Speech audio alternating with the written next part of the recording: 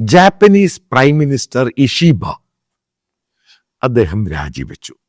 ഇന്നലെയാണ് അദ്ദേഹം രാജിവെക്കുന്നത്, ഇന്നലെ രാത്രി.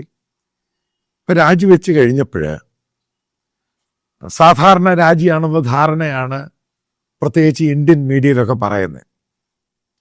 ഞാൻ ഇന്ത്യൻ പ്രധാനമന്ത്രി ജപ്പാനിൽ പോയ സമയത്ത് ഞാൻ 2 വീഡിയോ ചെയ്തു. ഒന്നാമത് കോഡും ജപ്പാനും ഓസ്ട്രേലിയയെ പറ്റി പറഞ്ഞു. രണ്ടാമത് പറഞ്ഞു ഇദ്ദേഹം ഇന്ത്യൻ പ്രധാനമന്ത്രി ജപ്പാനിൽ പോകുന്നത് ഉദ്ദേശ ലക്ഷ്യമെന്ന് പറയുന്നത് ഇന്ത്യൻ പ്രധാനമന്ത്രി ടൂറിനേ ഉള്ളൂ, അതിനകത്ത് യാതൊരു പ്രാധാന്യവുമില്ല.